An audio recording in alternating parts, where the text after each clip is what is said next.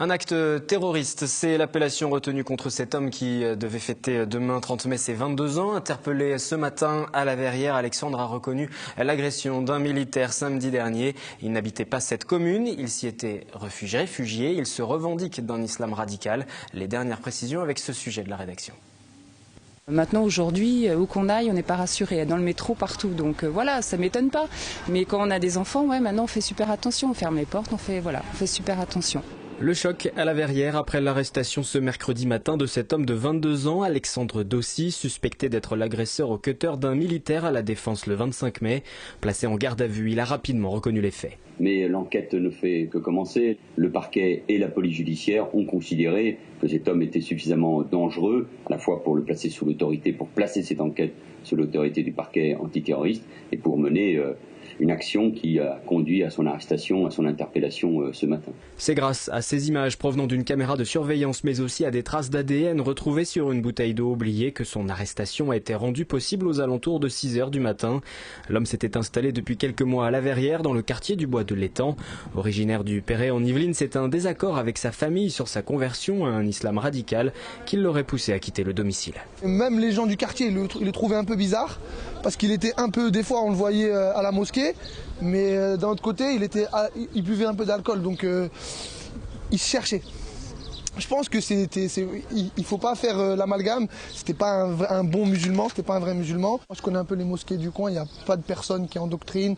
Je pense que c'était vraiment une personne isolée, c'est un fait isolé.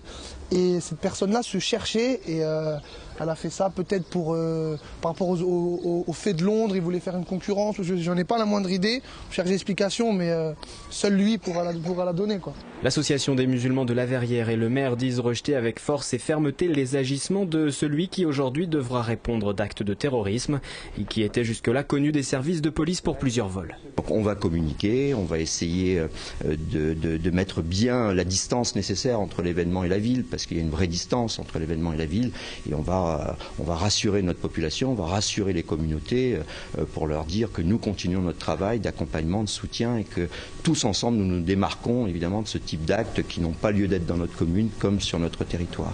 Le militaire blessé au cou a retrouvé sa famille depuis lundi avec une incapacité totale de travail de 10 jours. Autre réaction pour conclure concernant toujours la stigmatisation éventuelle d'une communauté et d'une ville, celle de Jean-Philippe Mallet, le député PS de la 11e circonscription des Yvelines qui comporte justement cette ville de la Verrière. Il répondait aux questions de Claire Cambier juste avant de rejoindre l'Assemblée nationale. Il faut une fois de plus évidemment ne jamais faire d'amalgame entre des personnes qui ont de tels actes, qui commettent de tels actes. Mais ça, bon, il y a encore une enquête qui doit être diligentée, mais entre des personnes qui peuvent commettre de tels actes et puis des croyants qui n'ont rien à voir, évidemment, avec de tels agissements, quoi.